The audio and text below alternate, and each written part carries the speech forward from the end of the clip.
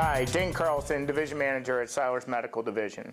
Now I want to show you what each individual knob represents as far as the microscope and the fluidity.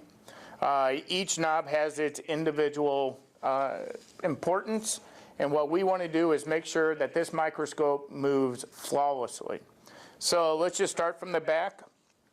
This knob is going to be the tension knob of actually moving the entire light source, which would include the microscope.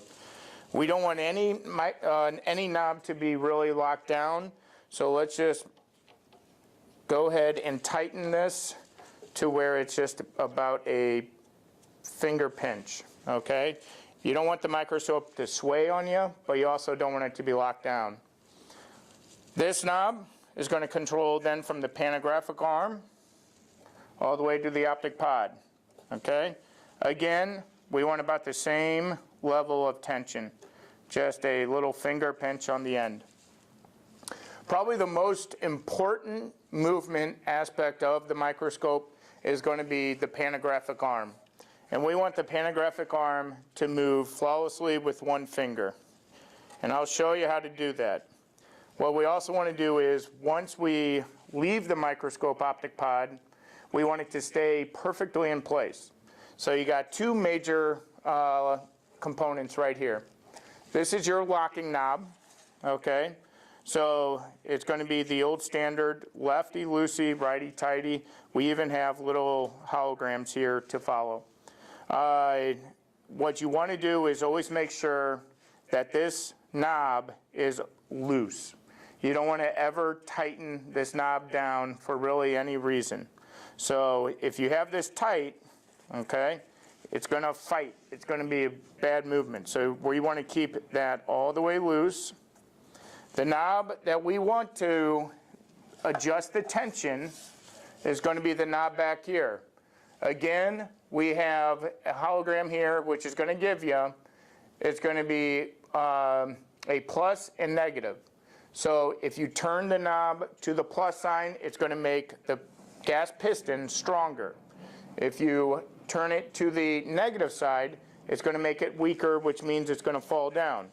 So what we want, depending on the amount of weight that you have up here, with video, without video, with digital, without digital, you want to make sure that this knob is perfectly placed for that movement. So right now we don't have anything on the microscope besides the optic pod. I haven't touched anything, so let's just see. What we want to do is make sure when we lift it, it stays, but also when I bring it down, it stays. I think it's going to move up. So what happens? We come back, we go to the negative side because it's too strong, it's bringing the microscope up. We never touch this. We go back here, I'm going to move the knob towards the negative position. It's kind of a trial and error at this point, okay? I bring it up, stays. Now, there's the test. One hand, one finger. And you want this to move in a nice, easy position.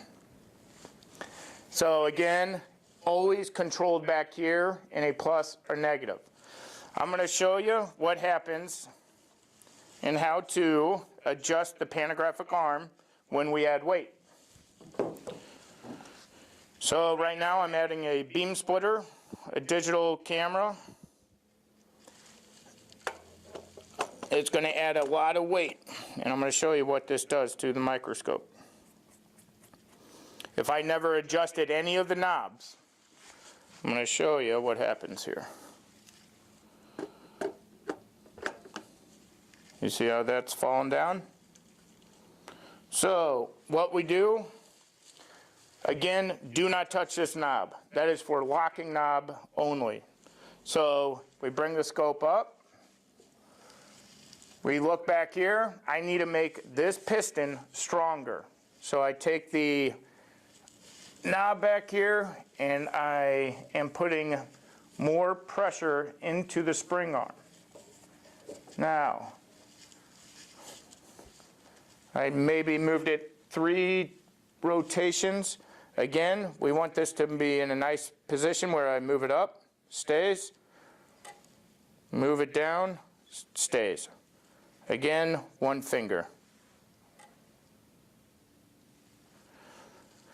Now, let's go to this part.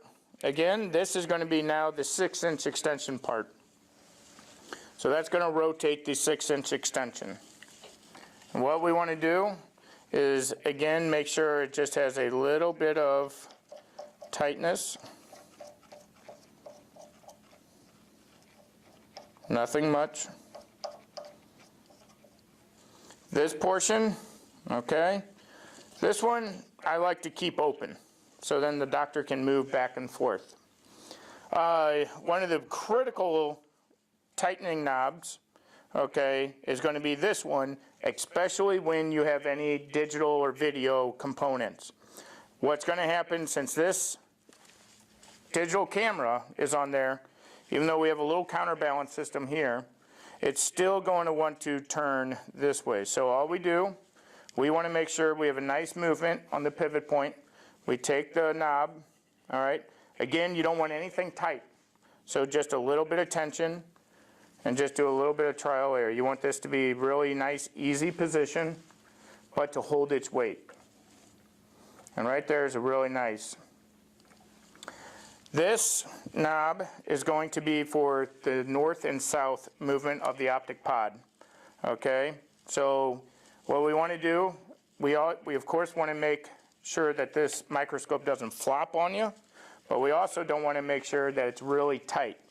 So again, sometimes it's subjective, but you get it to where it can move in a nice, easy, it stays in a nice position each time. The movement of the entire microscope is absolutely critical to the success of the microscope. So you want the doctor to be in a nice position and to be able to move the microscope with ease, because he's going to be struggling if not.